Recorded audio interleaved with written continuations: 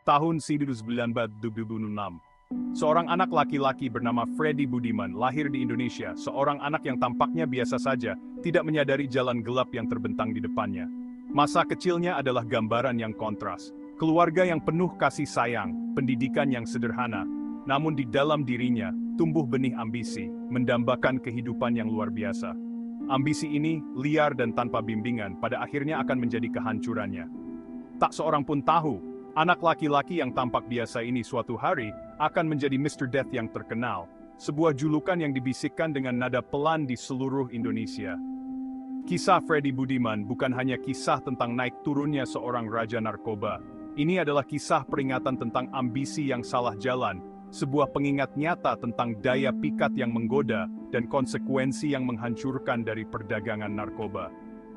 Kemerosotannya ke dunia kejahatan dimulai dari hal kecil, hampir tidak berbahaya. Pencurian kecil-kecilan, penipuan kecil, sebuah langkah bertahap menuju jurang maut. Setiap pelanggaran memicu rasa lapar yang semakin besar akan kekuasaan dan kekayaan, mendorongnya semakin jauh dari cahaya. Jalanan menjadi ruang kelasnya, penjahat kejam menjadi gurunya. Dia mempelajari efisiensi brutal dari kekerasan, kalkulasi dingin dari perdagangan narkoba, dan rasa memabukkan dari kekuasaan yang menyertainya. Inilah asal-muasal Freddy Budiman, sang Raja Narba.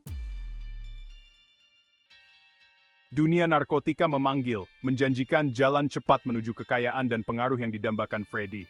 Dia memulai dari hal kecil, hanya pion dalam permainan yang jauh lebih besar. Tapi Freddy adalah orang yang cepat belajar, kejam dan ambisius. Dia mempelajari seluk-beluk perdagangan narkoba, menguasai ritmenya, memahami kelemahannya, kelicikan dan kekejamannya dengan cepat menandai dia untuk hal-hal yang lebih besar. Dia menaiki tangga hierarki, menjalin aliansi, melenyapkan saingan, mengkonsolidasikan kekuasaan dengan efisiensi yang brutal. Ketakutan menjadi alat tukarnya, kesetiaan dibeli dengan campuran hadiah, dan pembalasan yang kejam. Namanya yang dulu dibisikkan dalam bayangan, kini diucapkan dengan campuran kekaguman dan teror. Dia dikenal sebagai Mr. Death, cerminan mengerikan dari reputasinya yang semakin terkenal dan konsekuensi mematikan yang mengikutinya. Freddy Budiman bukan hanya seorang raja narkoba. Dia adalah seorang manipulator ulung, seorang dalang yang menarik tali jaringan yang luas dan mematikan. Dia membina koneksi di lembaga penegak hukum, politik, dan dunia bawah, menjalin jaring pengaruh yang tampaknya tidak dapat ditembus. Dengan kekuatan barunya, kerajaan kriminal Freddy meluas.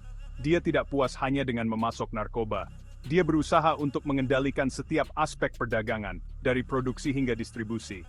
Tentakelnya menjangkau jauh ke jantung Indonesia, meracuni para pejabat, mengeksploitasi yang lemah, dan meninggalkan jejak kehidupan yang hancur. Dia mengatur pengiriman narkoba dalam jumlah yang mengejutkan, membanjiri jalanan dengan heroin, ekstasi, dan metamfetamin. Penjara menjadi gudangnya, pejabat korup menjadi kaki tangannya yang tidak disengaja. Keberaniannya tidak mengenal batas, kekejamannya merupakan tontonan mengerikan dari ambisi yang tidak terkendali. Satu insiden khusus yang terukir dalam sejarah kejahatan Indonesia, memperkuat reputasinya yang menakutkan. Sebuah geng saingan yang cukup bodoh untuk menantang supremasinya, mendapati kesombongan mereka dibayar dengan darah. Tubuh mereka, yang penuh dengan peluru, ditemukan dibuang di selokan, sebuah pesan mengerikan bagi siapapun yang berani menentang Mr. Death.